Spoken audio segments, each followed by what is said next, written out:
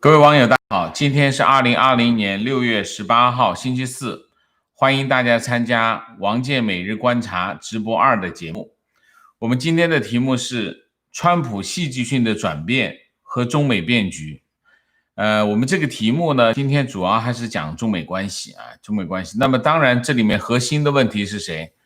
核心的问题就是川普啊，所以在这里我们就围绕着，一头主要是讲美国啊，美国这边发生了什么变化，另外一头讲中国和其周边的一些变化啊。今天我们大概的结构是一个这样的结构。我们先讲新闻啊，新闻是上午，其实我们今天围绕着美国展开的是2段推特，一段推特就是川普的推特，一段推特是蓬佩奥的推特。蓬佩奥的推特是上午发出来的啊，他是这么说，他说，在我与中共中央政治局委员杨洁篪的会晤期间啊，他再次承诺要履行两国贸易协定第一阶段的所有义务啊，这是蓬佩奥发出来的这个上午，然后到了下午呢，川普就发了一个推特啊。这个推特大家有点摸不着头脑啊，所以他是这样说的，他说这不是莱特希泽大使的错啊，昨天在委员会，因为他也许是我没有讲清楚，在各种情况下，美国绝对都保留了与中国完全脱钩的政策选项，谢谢你。这段话呢就有点没头没脑啊，没头没脑。那但是呢，其实是有关系的啊，其实是有关系的。那么，莱特希泽昨天啊，在众议院的一个筹款委员会作证的时候说，美中经济脱钩现在看起来是不可能的啊，他当时是这么说。他说这是多年前的一个政策选项啊，但现在看起来不是一个合理的政策选项。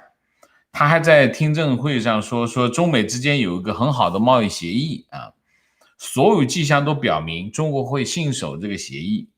那么你把这2个推特往中间一放，你就知道啊，其实呢，莱特希泽其实是忠实的执行川普的意图，川普一直是要坚持中美贸易协议的啊，要坚持执行中美贸易协议的。那么莱特希泽呢，其实一直是川普没有跟他讲过我们要改变这个政策，所以大家在问他的时候，他一直在为这个政策辩护啊。那么这是一个，但是呢，川普的这句话呢，那就是另有含义。我们下面再说啊，我们先去讲啊，讲这个中美贸易协议啊。中美贸易协议，其实在大家在蓬佩奥和这个杨洁篪见面之前，大家的关注焦点在哪里？在香港港版国安法。所有人都认为港版国安法才是这次双方会面的焦点，大家都认为杨洁篪是拿着港版国安法去的。为什么？因为人大常委会那边没有把这当为议题提上去，那么所以呢，大家都认为是一个这样的安排。但是实际上呢，蓬佩奥今天上午这条这个推特发出来，老实讲呢，我心里是咯噔一下的啊，咯噔一下。为什么？川普对中国来说呢，他就是个软肋，就是川普对中国来说，这个中美贸易协议就是他的软肋啊。现在的问题是，蓬佩奥一说说出这个叫中美贸易协议这件事情啊，中美贸易协议我们翻过来讲，中美贸易协议就是一个试金石。什么试金石？就是对川普的是一个试金石，就是川普到底是下决心跟中国打，还是虚情假意的打？从哪里能看出来？就是从中美贸易协议能看出来。如果他还惦记着中美贸易协议，这件事情就不靠谱。就是在关键时候，川普在过去一段很长的时间，从去年到现在啊，从去年到现在，川普到了关键的时候，他都会手滑一下就过去了。原因是什么？就是中美贸易协议啊。中美贸易协议是川普的一个试金石，他对中国的态度其实来去来回就是从哪儿能看出来，就能从中美贸易协议。所以今天上午我一看到蓬佩奥的这段推特，我心里咯噔一下，因为这里面有两个问题。第一个问题，中美贸易协议在蓬佩奥和杨洁篪的会面当中，谁提出来的？这个关键，为什么？如果是蓬佩奥提出来的，如果是蓬佩奥提出来的，说明他川普还在惦记，就是蓬佩奥要是提出这个中美贸易协议，说明川普还在惦记他的既得利益啊，这是一个方面。如果是中国方面提出来的，说明什么？说明中国还需要这个协议啊。对中国来说，这个协议有两个方面的作用。第一个方面作用，继续执行协议，确保中美经贸关系的稳定，不要继续打中美贸易战。对现在的中国来说，中国很需要一个稳定的中美经贸关系，这是第一条。第二条，通过农产品的采购牵制川普，对他形成影响力。对中国来说，继续执行中美贸易协议有这两个效果啊。那我们现在是没有人知道到底是谁提出来的啊，但是肯定的一条是，蓬佩奥是得到了中方的承诺，那川普的既得利益是保住了，对吧？这是毫无疑问的。你从这个蓬佩奥的这段这个推特，你可以看出这一条啊，看出这一条，这是第一点啊。然后什么？然后就是下午川普的推特就把事情给翻过来了啊，翻过来了。原文它是这样的：在各种情况下，美国绝对保留了对中国全面脱钩的政策选项。什么意思？当然讲的就是中美贸易协议。很多人把它理解成中美之间全面脱钩，那很多时候川普都不知道他在讲什么啊，他很多事情他没搞清楚，很多特别是跟中国有关的事情他都没搞太清楚。其实他把莱特希泽放进来，其实他讲的是什么？他讲的就是中美贸易协议，就是说意思是什么意思呢？就是中美贸易协议是有可能放弃的，就这个意思。戏剧化的变化吗？这里有个戏剧化的变化。戏剧化的变化在哪里呢？对于川普来说，中美贸易协议本来是他的政绩啊，也是他的实力。什么叫实力？就实际的利益。因为当中美贸易协议继续执行的过程当中，当然美国是得利的，它是有成绩的啊，对美国是有好处的。同时，中国采购农产品对他的选举是有利的。这就是博尔顿一直讲的那个问题，就是川普一直在把他的个人利益和国家利益交织在一起。这个其实我一直在讲啊，我一直在讲。那么怎么变了呢？为什么川普这个时候突然，本来这是他的政绩，又是他的好处，他干嘛要变呢？当然跟博尔顿有关系啊。今天上午有个网友说，博尔顿的新书是不是改变了川普的政策？我当时说，川普的政策他是既定的他怎么会改变呢？没改变呢，是没有改变。不过下午就改变了啊！真的，这个网友你厉害啊，你厉害。为什么？因为在大家不知情的情况下，就是美国的老百姓们、美国的政客们没有看过我们的节目的时候，大家都不知情啊。虽然我们的网友知道，但是美国人还是不知道啊。中美贸易协议是有光环的啊，是有光环的。你一方面它对中国施加压力，另外一方面又改变了中国，还对美国的农民有帮助，你这不是有光环吗？这是一个。所以，川普大会小会上都说啊，我们有个非常棒的协议啊，等等等等等，一直在讲这件事情啊。但是，当博尔顿告诉大家，中美贸易协议实际上是川普求习近平帮助他连任的这个时候，这件事情就变了，这个性质就变了。对，没错。在此之前，肯定有人在分析过这件事情啊，有人会这么讲，会这么评论，会这么议论，会有人这么讲，包括我也会这么讲。但是我讲跟博尔顿讲完全不一样，为什么？博尔顿原来是他最信任的国家安全顾问啊，他出来讲这件事情，那就不同，那就直接把这个性质就改变了。那你想一下。这个协议就现在就变成什么？这个协议现在就变成了川普的负资产啊，那他不能够背着这负资产去竞选，所以呢，他就发了这么个推。他发这个推的目的是什么？就是和中美贸易协议切割，就是他不能够，他当然现在还只是个选项。但是他把这个推发出来，意思是什么？我随时可以跟他切割，我随时可以不要他。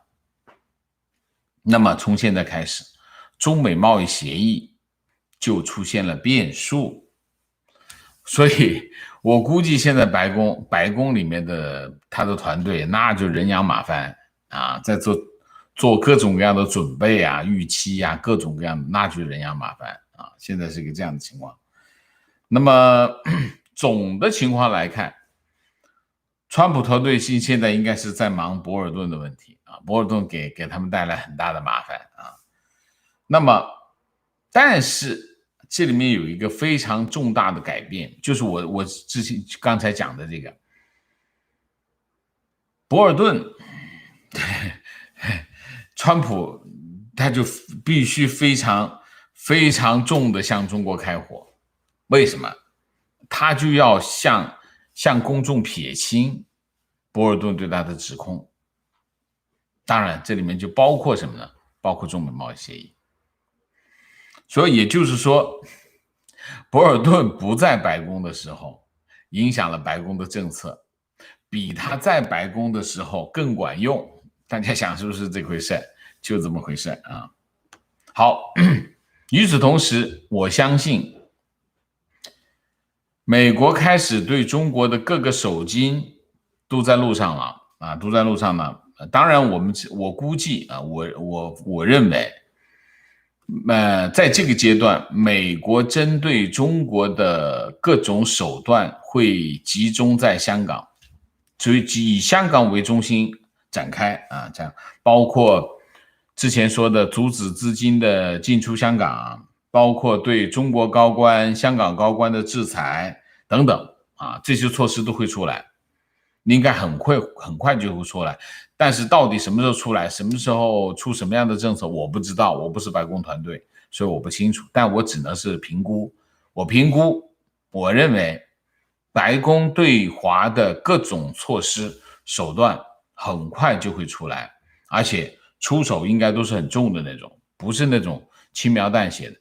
川普在这个时候就是要撇清关系。他没有别的作为，就是要撇清关系，撇清博尔顿对他的各种指控。大家可以看一下我们昨天的两个视频，昨天的前面那个视频啊，前面的就是讲博尔顿新书的那个视频，那个视频里面其实对川普在中国事务上的整个的政策，他并不是说否定他的政策，博尔顿其实没有否定川普的对华政策，他没有否定，他对川普的最大的指控是什么？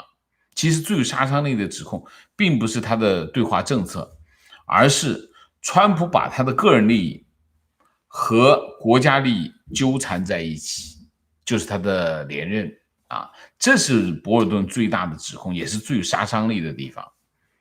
那川普现在怎么办？川普其实没有开弓，没有回头箭了。现在就是这本书对白宫的政策的影响是什么？就是川普必须拿出狠招来，让美国人觉得，博尔顿说的不对，其实川普出手会很重的啊，就是一个这样的情况啊，就是这样。那我们现在讲中国这边啊，中国这边人大常委会审议港版国安法草案啊，那么这件事情已经发生了啊，这是就是说在这个杨洁篪和这个蓬佩奥没有达成协议的几个小时之后啊，新华社就出稿子宣布，这个港版国安法已经在人大常委会审议了啊，这是一个，但是这件事情是具有非常大弹性啊，非常大弹性，什么意思呢？就是它可以明天就过，因为你想一下，这人大常委会是18号开到20号啊，那么今天是19号啊，19号，那么明天结束，它可以明天就过，明天就过了，也可以这么干啊。它也可以呢，这次审议啊，那我们交给下一次会议啊，或者继续审议都可以。就是我一直在讲，就是中国的这个国家特征不明显，就是它咋都行啊，咋都行，所以这里面是有弹性的。但是从目前的情况来看，啊，这个我的看法，现在讲这话是有点风险的，但是我是真是这么觉得，我觉得这个会期可能真有可能过，啊，为什么？我讲个道理给大家听，大家想一下，9月份就要开始立法会选举了啊，立法会选举为什么这个时候要出港版国安法？其中有一个特区政府的推动力在那里啊，特区政府的推动，为什么会有特区政府的推动力？原因是特区政府搞不定，临政搞不定这帮这个泛民的这帮议员反对派，为什么？因为他把全香港人民搞翻了。那么意味着什么？意味着下一场的立法会选举一定是35过，就是泛民的席位一定超过35，一定过半。一并过半的话，整个的特区政府的运作，虽然特首亲中亲北京，北京任命，但是他也甭想运作。所以从中国的逻辑，或者是现在临政特区政府的逻辑，就是没有国安法，我就保不住立法会，保不住立法会，我就保不住香港的控制力。就是没有国安法这件事情呢，我们就等于是从中共的角度来说，我们等于失去了对香港的控制。我们如果失去了对香港的控制，我们就失去了香港，因为香港人都不听我们的了，这就是他的逻辑。所以从这个角度来说，如果他真的是这么觉得的话，他就必须现在过，因为现在不过的话就来不及了。你想一下，现在过完之后，你这个会期过20号过完了以后，7月马上交给特区政府，特区政府公布实施，公布实施之后，你还得组织机构吧？你不是说在香港要设机构吗？安排人去做这个机构吧，把这个机构运转起来吧，然后就到了选举了吗？你那个时候就可以抓人了呀，就可以抓一个个你这个李柱铭是违反这个国安法的，你这个候选人是违反国安法，先抓起来再说，等我们选举完了以后再来搞，他就可以干这种事情了。所以如果你从这个链条往上推的话，那这个会期可能他就过了。如果他不是追求这个结果的话，那他为什么要冒天下之大不韪来做这件事情？他有他背后的理由，这个理由就是如果没有港版国安法，我们就会失去对香港的控制。如果我们失去了对香港的控制，我们就失去了香港。这个逻辑就是这个所谓的底线思维也罢，斗争思维也罢，其实沿着这个思维模式往上推是一个这样的逻辑。如果是这个逻辑的话，那这个会期就有可能过。我的分析是大概是一个这样的分析，所以港版国安法的最大的可能性就是在20号过了最大可能性是这样，时间不用太久，马上就见到效果这个是我的猜测不是没有太多的依据，但是是有我现在的这个逻辑，根据的是中共的对香港的分析好，那么继续英国那边呢，应该很快会推出 BNO 就是英国海外居民的这个新的方案，方向应该是扩大补领 BNO 的范围，应该是以百万为单位的香港人都可以拥有这个 BNO 这是第一个。第二个，应该会延长这个 BNO 在英国的居留时间，然后提供一个路径这是一个方向，另外一个方向就是五眼联盟集体推动一个五眼联盟，或者是我估计应该主要还是五眼联盟，因为五眼联盟才是香港人移民的热门的国家那么集体就以英国来协调，五眼联盟同时来启动一个拯救港人计划，这是另外一个方向，但这个方向应该会比较慢一点，因为它需要协调很多那么现在的是台湾跟日本都已经出了都表示要这个支持港人。那么当然台湾的动作更快，已经出来了，7月1号开始运作了，就是支援港人，就是香港人如果要移民台湾的话，那么他有一个专案来接待这件事情，就是有个快速通道7月1号马上的了所以台湾的动作最快。但是我们这里最重要的其实是第3点，什么呢？就是昨天的 G7， 就是七国集团的声明大家千万不要小看这个七国集团的联合声明，这个声明影响非常大这是类似宣言的东西这是西方国家，整个西方国家的主要都在七国集团你想一下，欧盟一下就这么多国家进去了，然后就是英国日本这些都在里头，包括美国都在里头的话，这七国集团这的联合声明其实是一个非常重要的影响。那么这个我觉得它意味着什么呢？意味着在香港问题上，整个西方国家会协调一致的行动协调一致的行动。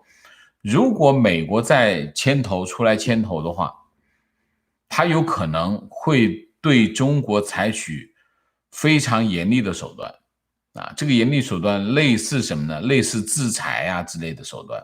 所以我昨天我说的是中国目前的对外的这个处境和6·4之后很像这个你可以看到会越来越像中国的处境会越来越像6·4以后的这个处境那么所以我觉得昨天的这个 G7 的这个联合声明很重要很关键，大家一定要留意我也会密切关注这个西方这个国家他们陆陆续续做出来的一些动作这是第3。第4就是中印冲突，目前在整个政局当中有2个黑天鹅。第一个黑天鹅就是中印边境的冲突中印边境冲突实际上是个什么东西呢？实际上是一个你可以看到就是我说的千疮百孔就是中共的这个治理千疮百孔，其实中印冲突就是千疮百孔的其中一个表现。为什么？其实在这个时候中国完全没有条件去跟印度进行剧烈的冲突。为什么？你到处都在着火你怎么还有本钱跟印度冲突呢？你肯定要让那边平静下来。所以在这个问题上，犯了一个低级错误啊，这个低级错误，中国要付出很大的代价。所以印度现在情绪高涨，那中国要付出代价啊。这个问题长时间搞不定，对中国来说是一个大麻烦。所以这是一个黑天鹅。另外一个黑天鹅就是北京疫情的死灰复燃，这两个黑天鹅就是都是没预期到的啊。那么无论北京现在它就是升压下去啊，就是上来了一个星期就说已经开始控制住了，这荒天下之大谬啊，这是不可能的事情。他也非常直白的表明，从现在开始谁都不让说了，就是我已经控制住了，你别吵吵了。但是后面的情况就更麻烦，我觉得会更麻烦。当然，它有个可能性就是他真控制住了，我是不相信。为什么？因为新发地，你想一下，那么大的一个农批市场，然后每天人流那么多，它开始出现在里面开始进行传播的时候，已经传播了足足1个月。才开始停止它的运作，那你想是什么后果？这里面你说沿5月30号以后就进行检测控制，我且不说之前已经有那么长时间，往前推还有1个月的时间，你怎么算？那些人怎么办？不管了吗？这是第一。第二，就算前面是没有的，你这以5月30号以内的，你去追踪，你追踪了多少出来？你说说看，你怎么个追踪法？所以，不管是前面还是后面，我都认为他没有控制住。他没有控制住意味着什么？他现在所有的防控措施都是围绕着新发地5月30号以后展开的。就算这个前面没有，你这也控制不住。为什么？你看看那个核酸检测的那个人潮，你就知道他们现在的事情还是这么差劲，怎么控制住？根本控制不住。所以这个吴尊友跑出来讲，这个叫什么 CDC 疾控中心的首席专家跑出来讲说北京已经控制住了，那就是一个完全没有职业道德的一个人跑出来做这个一个可耻的行为。我认为北京是不可能在这个阶段控制住的。那当然你说后面他控制住了，有可能吗？有可能，但是可能性非常小。为什么？你无从追踪啊，你上哪追踪去啊？1个月的时间，已经在里面传播了1个月的时间，你上哪追踪去啊？没法追踪啊。所以北京疫情是一个黑天鹅，中印之间的这个边境冲突是一个黑天鹅啊。我们总的分析一下，北京现在麻烦越来越多啊！你看没有啊？我今天我还看了一个，就是在推特上面看的一个日本的电视台做的一个节目啊，他讲的是这个三峡大坝，他把这个09年的影像拿出来，拉一条线，找2个点，这2个点啊，找这2个点，拉一条线，就是在这个大坝上拉一条线。然后呢，到这个2019年、2018年再拉2个点，再找2个点，再一条线一拉，这2条线一对比，发现什么？发现三峡大坝往下游移了41米，这是一个日本电视台说的。然后呢，这个还有一些国内的一些专家也在那里评论这件事情。我不知道这件事情，我只是看了一个这样的视频。我从常理上来说，我觉得这个电视台做的节目还是有一定的依据啊，要引起大家的关注。之前我没有关注这件事情，因为之前有一些解释，我觉得可以接受，就是对于大坝变形这个说法，就是说由于空气的这种折射的形成一些变形，我觉得可以我接受这个说法。但是现在我发现这个电视台的这个说法好像非常有利啊，所以请各位网友如果有什么这方面的专家，也可以请教一下啊。我想提出这个问题，三峡大坝这可不是一个开玩笑的东西啊，这是一个非常重要的一个基础设施。三峡要是出现了状况，那整个长江中下游地区那就毁了啊。所以这个你可以看到中国现在的情况，所有的问题都跑出来。当然，你现在跑到这个长江中游的地方建一个大坝，下面全是中国最富庶、最重要的经济地区，我觉得建这个大坝本身是有问题的啊，不应该建这个大坝，这太危险了。你真的别的国家拿一个导弹打一下怎么办？所以这个我觉得没脑子建这个大坝啊。从我们现在往回看啊，那当初的决策实在是不应该啊。好，我们总的来总结一下，先说美国啊，川普现在应该是很麻烦啊，一方面这个 BLM 对他造成冲击啊，然后呢，这个博尔顿的新书啊给他带来麻烦，然后他的这个民调又出现了一些状况，所以他应该现在是很麻烦的状态。那么对他来说，最好的办法就是化解矛盾，就是他会拿中国开刀，这是第一个判断。第二个判断就是中美关系，中美关系现在就剩下了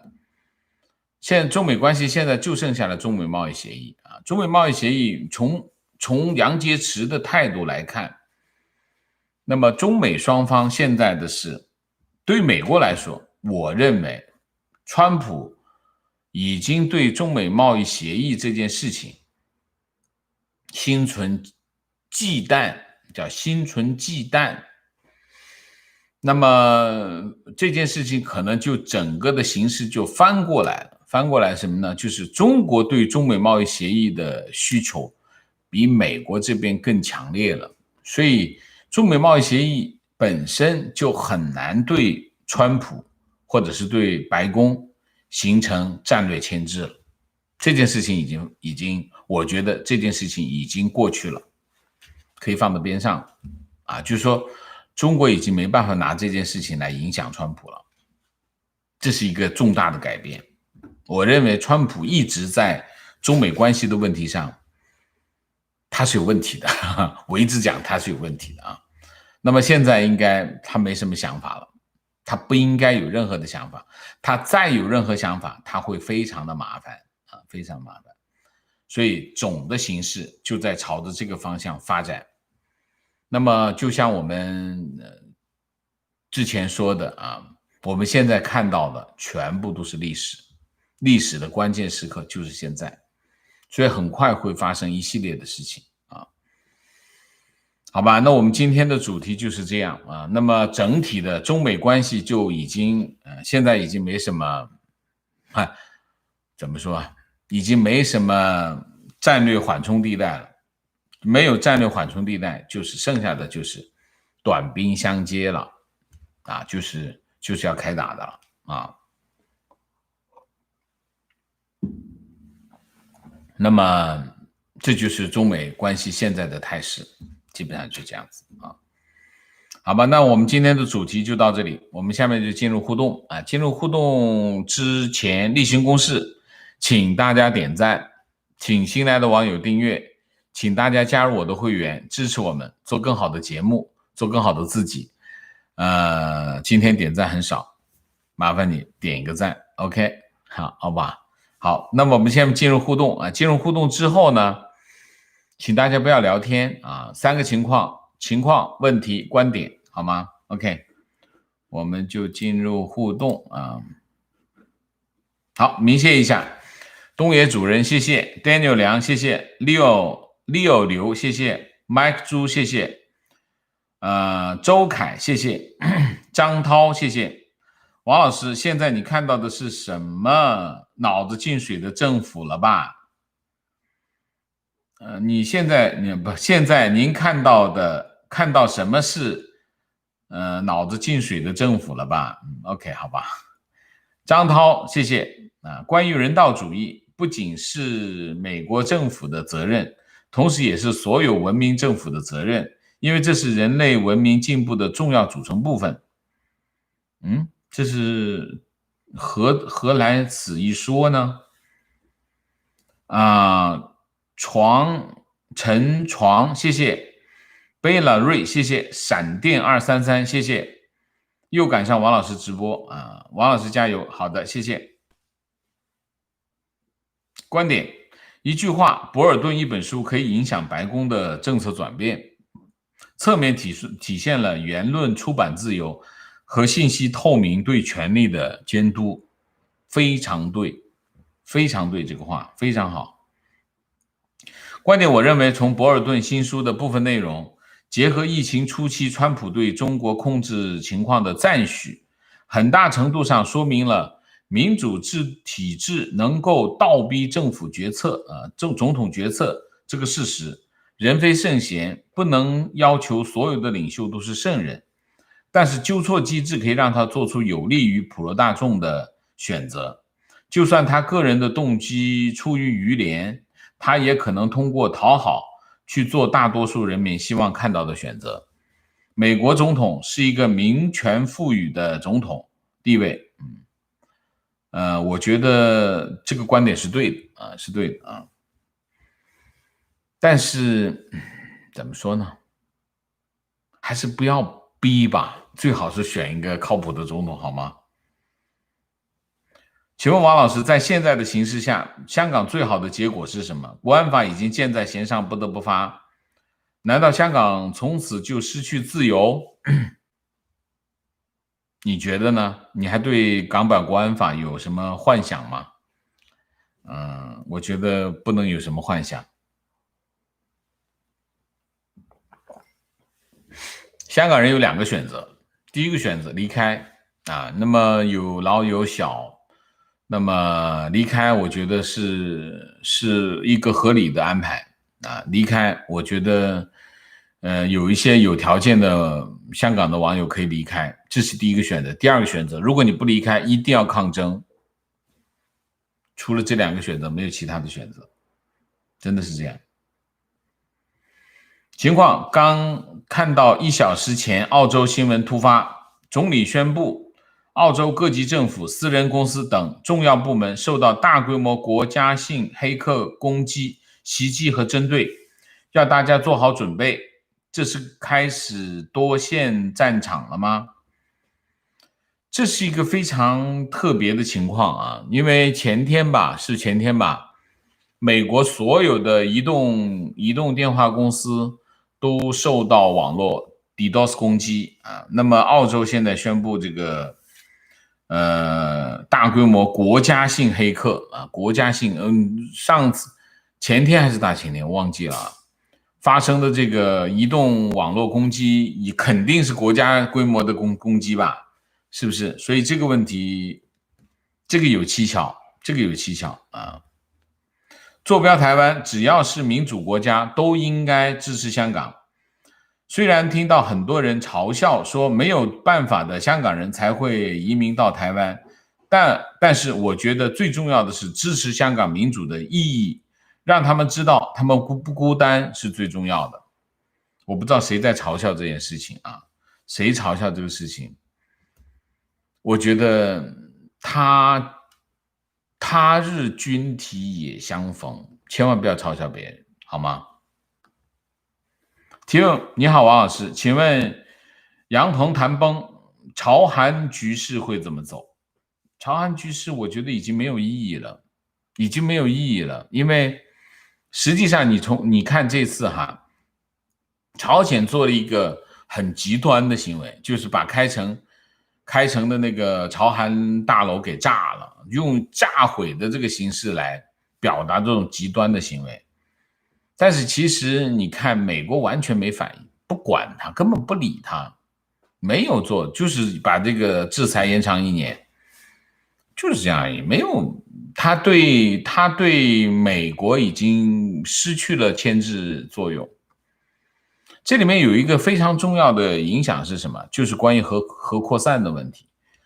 核扩散的问题对于美国来说，反正我飞机在天上，卫星在天上看着你，你真的有什么动作的话，你就千万不要搞什么动作。你搞了什么动作呢？我就不管3721。我现在反正对于中国那边已经没有什么好说的了，我就直接就干就是了。所以朝鲜他得想一想这个问题。朝鲜现在其实他做任何动作，他都得掂量掂量，他会遇到什么样的麻烦。所以在这个问题上，我觉得朝鲜半岛现在这个局势呢，反而变得什么呢？不重要了。为什么？因为美国已经不在乎了。原来在乎是因为有跟中国那边相牵制，就是中国利用朝鲜问题来牵制美国。美国呢，是因为他要跟中国做大生意，所以呢，朝鲜问题才会成为一个棋子。如果美国不跟中国做大生意，朝鲜这个问题就不是棋子了。大家能理解这个逻辑关系吗？所以呢，实际上朝鲜那边再怎么跳，哪一天美国需要敲山震虎，直接把他的核设施炸掉，他一点办法都没有。你难道真的打仗吗？那不可能的事情啊。所以在这个问题上，我觉得朝韩局势我觉得会蹦2下就没有什么，就是说其实韩国也很清楚朝鲜那个蹦2下什么意思，所以就蹦2下呗。朝鲜韩国就紧张一下呗，把这个架势拉开，准备打仗的架势拉开就行了呗，但不会真打仗啊。观点支持川普的人多数是不会去看博尔顿这本书的，会看这本书的人也多数心有定见，所以不会对川普的选票造成很大的伤害。目前来看，川普占优势，主要是拜登太弱，除非拜登找一个非裔女性，年纪不大，来自摇摆州，有声望有能力的副总统候选人，这个太难了，我一直想不出这样的一个候选人。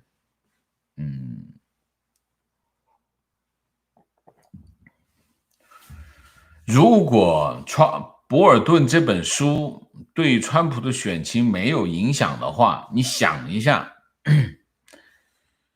川普就不会去告他，禁止他出这本书啊。还没有影响，你看看现在美国各大媒体都在报这件事情，没有影响，绝对影响大了去了。为什么？你说的是川普他本身的铁杆是没有影响，这没问题，但是还有很多不是铁杆的，你不能说支持川普的人全是铁杆，不是这样的，中间还是有很多摇摆的选民的啊，所以这个问题绝对不是你讲的这么 easy 的，没那么 easy 啊。情况原本印度是中国手机的重要市场，现在印度发起抵制运动，新手机发布都会被迫取消，这是让一个本来就不在外贸上倒退中国雪上加霜。国内微信里的愤青还在嘲笑印度死亡人员，实在没人性，不论国度哪都是生命。这里面有一个东西哈，就是那个狼牙棒我现在没办法给大家展示啊。那个狼牙棒其实呢就狼牙棒对印度人的这个愤怒是很厉害的啊，就是我不知道大家有没有看到，印度把这个在被打死，就是他们被打死的这些尸体排成一排，拍张照片，其实挺震撼的啊。那就是血肉模糊，为什么？就是那个狼牙棒，中国的士兵拿着狼牙棒去伏击他们，那个狼牙棒真的上面是有铁钉的，一个个铁钉的，那双方是赤手空拳，你拿个狼牙棒上去什么情况？双方有协议不动枪啊，不动枪，但是你拿个狼牙棒上去，那对印度人来说这太刺激了啊！我觉得这件事情没那么容易了，我认为没那么容易了啊。情况，日本的那个关于三峡的电视报道，去年已经有了，官方开始否认，说不过去，过了几天说是正常移位，但事实是确实发生的情况，至于程度如何，就只有天知道了。三峡是个绝大的危险隐患，正常移位移40多米，我觉得这不大可能吧。40多米是什么情况？40多米很长的距离，好吗？反正我觉得，我现在对三峡的这件事情，我觉得我们要开始留意这件事了啊。提问：对于中印边界的问题和未来中美关系，维尼到底是强硬还是怂？维尼会不会选择强硬一条路走到黑？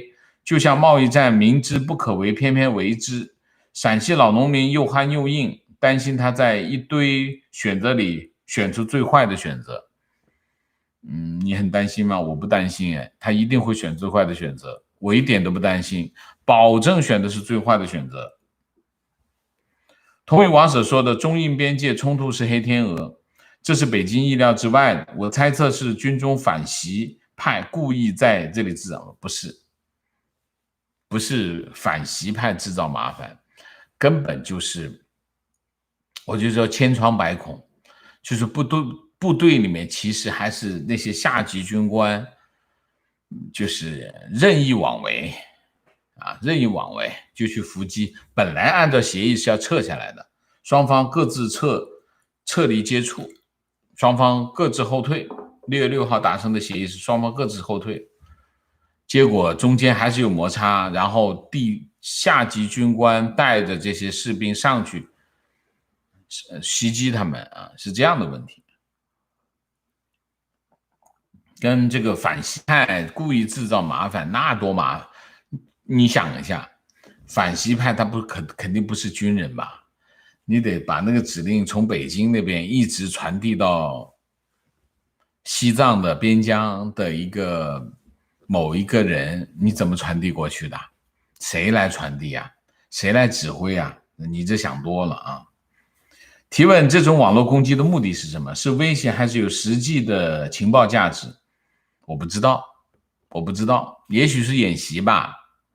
先演习一下，看看我们对他们攻击有多大的影响，然后后面以后真的打起仗来，真的就对他进行攻击，会不会是这样？不知道 ，I don't know。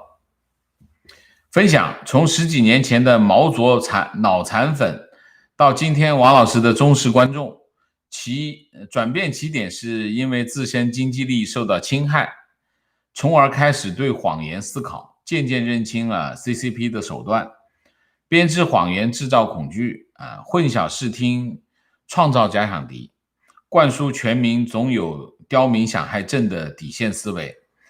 现已人到中年，一路走来，感谢像王先生这样的指路人，身在场内，身得随机，想死得明白，都是难得。OK。提问：国内的新闻说中国这边没死军人，不知道该信哪边的。如果真的死了43个，国内说没死，那当兵的该怎么想？连个数字都不算。反正你不能信国内的，你信不信海外的那另算，但是国内的你别信就对了啊。情况，王老师好，中兴通讯说自己拥有5纳米、7纳米芯片的制造能力，靠谱吗？不靠谱，不靠谱，尤其是中兴通讯最不靠谱。为什么？中兴通讯是国企，标准的国企，吹牛是他们最擅长的事情，做事肯定不是啊。现在武汉地区处于梅雨季节，到下周26号，封面云系还在滞留中，目前推测，应该好雨成灾，担心三峡大坝承受不住上游的水量，会有问题吗？不可能这一场雨就受不住吧？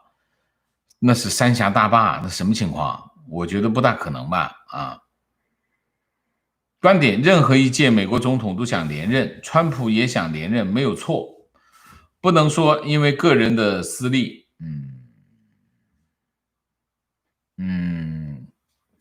没有人说不可以啊。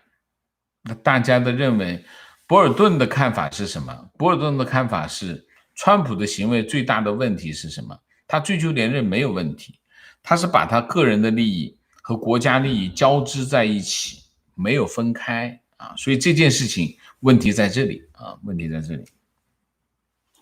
好，明谢 Law in Law， 谢谢。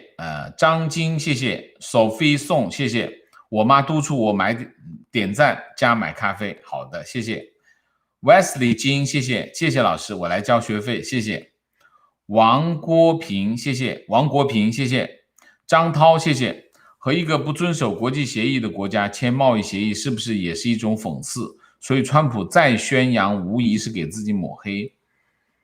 也不能这么说啊，也不能这么说，就是老实讲啊，就是中国加入世贸签的那个协议啊，中国一直没有执行，就是没有执行到后面就慢慢的就不认账了。中国是有责任的，但是其实最大的责任是谁？美国，美国根本没有往下跟。为什么没有往下跟？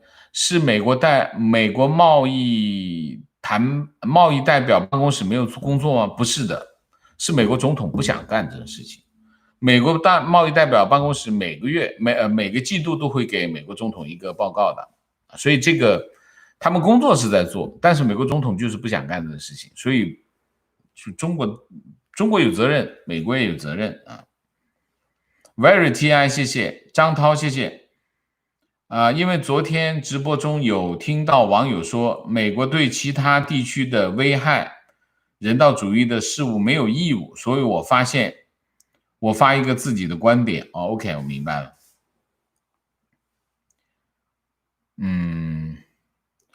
Law in Law， 谢谢王老师，你好，每天都关注你的推特，人帅心正，谢谢啊。何霞，谢谢 David 莹，谢谢秦小梅，谢谢陈洪涛，谢谢 Jan Z， 谢谢。观点：不相信夏威夷谈了6个多小时，就说了那么几句官话，平时里电话里也是沟通的。面敲定不少事情，秘密协议会表现出来，等着瞧。我不相信有秘密协议啊，原因是什么？我昨天分析了啊，因为港版国安法已经上了人大常委会啊，人大常委会一上，说明什么？说明这次谈判零成果。为什么？因为只有零成果才会直接把港版国安法上人大常委会。提问：王先生认为川普的个人利益是什么？你可以看一下我们之前的视频，我今天不打你，好吧？好 ，OK， 我们今天的节目就到这里，感谢大家的参与，我们下个节目再见。再见之前，请大家点赞，请新来的网友订阅，请大家加入我的会员，支持我们做更好的节目，做更好的自己，谢谢大家，谢谢。